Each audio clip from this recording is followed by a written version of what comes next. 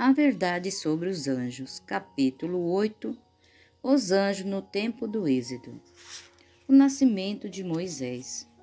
Com o passar do tempo, o grande homem José, a quem o Egito tanto devia, desceu à sepultura. E levantou-se um novo rei sobre o Egito, que não havia conhecido José. Êxodo capítulo 1, verso 8. Ele disse: Eis que o povo dos filhos de Israel é mais numerosos e mais forte do que nós. Foram dadas ordens para que destruísse as crianças hebreias do sexo masculino assim que nascessem. Satanás foi instigador disso, sabia que um libertador se levantaria entre os israelitas, e levando o rei a destruir seus filhos, esperava frustrar-se o propósito divino. Enquanto esse decreto estava em pleno vigor, Arão e Joquebede tiveram um filho.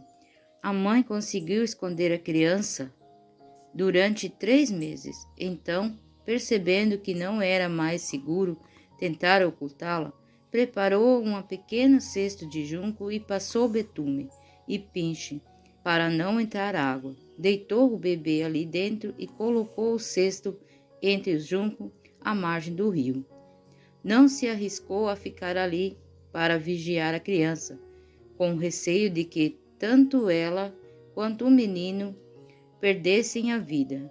Porém, sua irmã Miriam permaneceu por perto, observando, ansiosa para ver o que aconteceria com seu irmãozinho. E havia outros vigias. As orações fervorosas da mãe tinham confiado seu filho aos cuidados de Deus, e anjos invisíveis pairavam sobre seu humilde lugar de descanso. Os anjos encaminharam a filha de Faraó até o local. Sua curiosidade foi despertada pela pequena cesta, e ao olhar para a linda criança que estava dentro, logo entendeu o que havia acontecido. O choro do bebê despertou sua compaixão. Resolveu que ela deveria ser salva. Ela adotaria como seu filho. Os anciãos de Israel foram instruídos por anjo de que o tempo para sua libertação estava próximo, que Moisés era o homem que Deus usaria para realizar essa obra. Anjo instruiu a Moisés também, revelando-lhe que Jeová o havia escolhido para colocar fim ao cativeiro de seu povo, supondo que essa liberdade deveria ser conquistada pela força das armas. Ele tinha a expectativa de conduzir o exército hebreu contra os hostes do Egito. Moisés permaneceu na corte do palácio até os 40 anos. Certo dia, ao ver um egípcio ferir um israelita, Moisés lutou contra ele e o matou. Moisés imediatamente enterrou o corpo na areia e depois fugiu para a Arábia.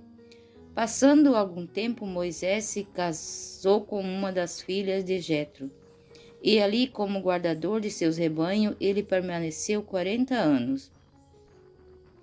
Moisés e Mídian. Caso seus olhos pudessem ser abertos, teria visto o mensageiro de Deus, puros e santos anjos inclinando-se amorosamente sobre ele, lançando luz à sua volta. Enquanto dedicado aos seus deveres, Moisés viu um arbusto cujo tronco, ramos e folha ardiam, mas não era consumido. Aproximou-se para observar a maravilhosa cena, quando ouviu uma voz dirigida a ele, provindo no interior da chama. Era a voz de Deus. Havia sido ele, na qualidade de anjo de concerto, quem se revelara aos patriarcas em outras eras. Moisés estremeceu, enchendo-se de terror quando o Senhor o chamou pelo nome. Com lábios tremendo respondeu: Eis-me aqui. Foi advertido quanto a não se aproximar do Criador com indevida familiaridade. Tire as sandálias dos seus pés, porque o lugar em que você está é terra santa. Moisés escondeu o rosto porque teve medo de olhar para Deus. Com a esposa e os filhos, Moisés começou a viagem para o Egito. No caminho, quando vinha de Mídia, Moisés recebeu uma advertência assustadora e terrível a respeito do desagrado do Senhor. Um anjo apareceu-lhe de maneira ameaçadora, como se fosse destruí-lo imediatamente. Nenhuma explicação havia sido dada. No entanto, Moisés se lembrou de que havia desatendido uma das ordens de Deus, cedendo à persuasão de sua esposa. Negligenciara efetuar o rito de circuncisão em seu filho mais novo. Deixara de satisfazer a condição pela qual seu filho poderia ter direito às bênçãos da aliança de Deus com Israel. Zípora, temendo que seu marido fosse morto, realizou ela mesma o rito e então o anjo permitiu que Moisés prosseguisse com a jornada. Em sua missão diante de Faraó, Moisés seria colocado em posição grande perigo. Sua vida só poderia ser preservada pela proteção de santos anjos. No entanto, enquanto continuasse negligenciando um dever conhecido, não estaria livre do perigo, pois não poderia estar protegido pelo anjo de Deus. Depois de ser instruído por anjo, Arão saiu ao encontro de seu irmão, de quem havia estado separado por tanto tempo. Ele encontraria em meio à solidão do deserto, perto de Horebe. Juntos viajaram para o Egito e, tendo chegado à terra de Gósen, começaram a reunir os anciãos de Israel. As pragas do Egito. Moisés e Arão foram os representantes de Deus perante um rei atrevido e provocador, e diante de sacerdotes impenitentes, endurecido na rebelião que havia se aliado aos anjos maus. O faraó e os grandes do Egito não eram ignorantes em relação ao sábio governo de Deus. Uma grande luz estivera a brilhar ao longo do tempo, apontando para Deus e seu justo governo, bem como os reclamos de sua lei. José e os filhos de Israel haviam difundido no Egito o conhecimento de Deus. Embora o israelita tivesse sido submetido em cativeiro aos egípcios, nem todos eram considerados como escravos. Muitos ocupavam posições importantes e haviam testemunhado de Deus. Satanás sabia que Moisés era o escolhido de Deus para romper o jugo de escravidão dos filhos de Israel. Consultou seus anjos sobre como realizar a obra que deveria atender a um duplo propósito: anular primeiro a influência de obra executada por Deus mediante seu servo Moisés, agindo por intermédio de seus representantes, e assim contrafazer a verdadeira obra de Deus. Segundo, exercer uma influência por meio dos magos, que ultrapassasse todas as eras e destruísse na mente de muitos a verdadeira fé nos poderosos milagres e obras realizadas por Cristo, quando ele viesse a este mundo. Moisés e Arão entraram nos nobres salões do rei do Egito. Ali, perante o governador do reino mais poderoso então existente, estavam os dois representantes do povo escravizado, a fim de repetir a ordem de Deus para o livramento de Israel. O rei pediu que realizasse algo sobrenatural, como prova que sua missão era divina. Arão tomou então o cajado e a lançou diante de Faraó. A vara se transformou em serpente. O rei mandou chamar seus sábios encantadores. Êxodo 7, versículo 11. Cada um deles jogou o seu bordão e eles viraram serpente, mas o bordão de Arão devorou os bordões deles. Os magos não fizeram realmente suas varas se transformar-se em serpente, mas pela mágica, auxiliando pelo grande enganador, foram capazes de produzir essa ilusão. Estava além do poder de Satanás transformar as varas em serpentes vivas. O príncipe do mal, embora possuindo toda a sabedoria e o poder de um anjo decaído, não tem o poder de criar ou dar a vida. Isso é prerrogativa de Deus. Apenas, entretanto, tudo que estava no poder de Satanás fazer, ele o fez. Produziu uma contrafação aos olhos humanos. As varas tinham sido transformadas em cobras. Nada havia em sua aparência para distingui-la da serpente produzida por Moisés. Embora o Senhor fizesse com que a serpente verdadeira engolisse a serpente falsificada, até isso foi considerado pelo faraó e não como uma obra de poder de Deus, mas como resultado de um tipo de mágica superior à de seus servos. O faraó desejava justificar sua obstinação em resistir à ordem divina. Por isso, procurava algum pretexto para não levar em consideração os milagres que Deus havia realizado por meio de Moisés. Satanás deu-lhe exatamente o que desejava. Pela obra efetuada por intermédio dos magos, fez parecer o egípcio que Moisés e Arão eram apenas magos encantadores, e que o mensageiro que traziam não podia impor respeito como procedente de um ser superior. Assim, a falsificação de Satanás cumpriu seu objetivo de tornar ousados os egípcios em sua rebelião e fazer com que o faraó endurecesse o coração contra a convicção. Satanás esperava também abalar a fé de Moisés e Arão na origem divina de sua missão. Quando atos sobrenaturais foram realizados perante o rei, Satanás estava pronto para contrariar a influência desses milagres e impedir a Faraó de reconhecer a supremacia de Deus e obedecer a sua ordem. O diabo fez tudo o que estava a seu alcance para contrafazer a obra de Deus e resistir à sua vontade. O único resultado foi preparar o caminho para maiores exibições de poder e glória divino e tomar mais visível tanto para israelita quanto para todo o Egito, existência e soberania de Deus, vivo e verdadeiro.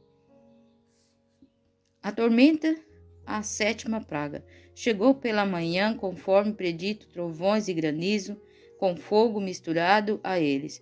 Destruíram todas as plantas, abateram as árvores e feriram homens e animais. Até então, nenhuma única vida do egípcio foram ceifada. Mas a partir de então, morte e desolação a correr na trilha do anjo destruidor. Somente a terra de Gósen foi protegida. O Senhor usou Moisés para instruir os filhos de Israel com relação à saída do Egito e sobre como devia se proteger contra o juízo iminente. Cada família, sozinha ou reunida com outras, deveria matar um cordeiro ou cabrito, sem defeito, e com um feixe de ísopo aspergir seu sangue nas duas obreiras e a viga superior da porta. Êxodo 12, versos 5 a 7. Da casa, para que o anjo destruidor, vindo à meia-noite, não entrasse naquela habitação. O Senhor declarou: porque naquela noite passarei pela terra do Egito e matarei na terra do Egito. O sangue será um sinal para indicar as casas em que vocês se encontram. Quando eu vir o sangue, passarei por vocês e não haverá entre vocês praga destruidora, quando eu ferir a terra do Egito. Os filhos de Israel haviam seguido a orientação dadas por Deus. Enquanto o anjo da morte passava de casa em casa entre os egípcios, os israelitas estavam prontos para a viagem. Por volta da meia-noite, todas as casas dos egípcios despertaram de seu sono pelo grito de dor. Temeram que todos viessem a morrer, lembrando-se do clamor da angústia e lamentação que tinham ouvido dos hebreus, quando desumano decreto de um rei cruel fizera matar a todos os bebês do sexo masculino. Tão logo estes nasciam, os egípcios não podiam ver o anjo vingador, que estava em cada casa e operava a morte. Mas ele sabia que era o Deus de Hebreus, que estava levando-os a enfrentar o mesmo sofrimento que havia infligido os israelitas. Cristo, o líder invisível de Israel. No Egito se espalhou a notícia de que os filhos de Israel iam avante em direção ao Mar Vermelho. O faraó reuniu suas forças e, acompanhado pelos homens influentes de seu reino, encabeçava o exército de ataque. Os hebreus estavam acampados ao lado do mar. De repente viram ao longe o brilho das armaduras e as carruagens se movendo, indicando a vida de um grande exército. O terror tomou conta do coração do povo de Israel. Alguns clamavam ao Senhor, mas a grande maioria corria para Moisés com suas queixas. Sua resposta calma e firme ao povo foi: não tenham medo, fiquem firmes e vejam o livramento que o Senhor lhe fará. Êxodo 14, verso 13. A maravilhosa coluna de nuvem tinha sido seguida como sinal de Deus para prosseguirem, mas agora perguntava uns aos outros se essa coluna não seria, na verdade, o sinal de alguma grande calamidade, pois, na opinião deles, ela os havia conduzido pelo lado errado da montanha, para um caminho sem saída. Assim, de acordo com sua maneira equivocada de pesar, o anjo de Deus precisava ser um sinal de desgraça para eles. Parecia ser um sinal de desgraças para ele. No entanto, à medida que o exército egípcio se aproximava, esperando fazer de Israel uma presa fácil, a coluna de nuvem se ergueu majestosamente para o céu, passou sobre o israelita e desceu entre eles e o exército do Egito. Um muro de treva se interpôs entre perseguidos e perseguidores. Os egípcios não mais puderam avistar o acampamento dos hebreus e foram obrigados a parar, mas ao se aproximar as trevas da noite, o muro de nuvens se tornou uma grande luz para os hebreus, clareando todo o acampamento. Então a esperança voltou ao coração do israelita, e Moisés alçou a voz ao Senhor. O Senhor disse a Moisés: diga aos filhos de Israel que marchem, e você levanta o seu bordão, estenda a mão sobre o mar. As águas dividirão para que os filhos de Israel passem pelo meio do mar em seco. Os egípcios os perseguiram, e todos os cavalos, carros de guerra e cavaleiros do faraó foram atrás deles até o meio do mar. No fim da madrugada, do alto da coluna de fogo e de nuvem, o Senhor viu o exército do egípcio e o pôs em confusão. Êxodo 14, 23 e 24. Anjos de Deus passaram pelo meio do exército egípcio e removeram as rodas de seus carros. Os egípcios ficaram confusos e cheios de espanto, esforçando-se para voltar pelo mesmo caminho e fugir para a praia que haviam deixado. Contudo, Moisés estendeu o cajado e as águas acumuladas, sibilando, rugindo e ávidas de sua presa, uniram-se violentamente e tragaram os exército egípcio em suas escuras profundezas. O líder dos israelitas era o poderoso general dos exércitos. Seus anjos que cumprem sua vontade caminharam lado a lado com os grandes exércitos de Israel, de modo que nada lhe pode causar dano. Israel estava seguro e todos entoaram então a sagrada canção de triunfo, liderados por Miriam. Jesus era o anjo envolto na coluna de nuvem durante o dia e na coluna de fogo durante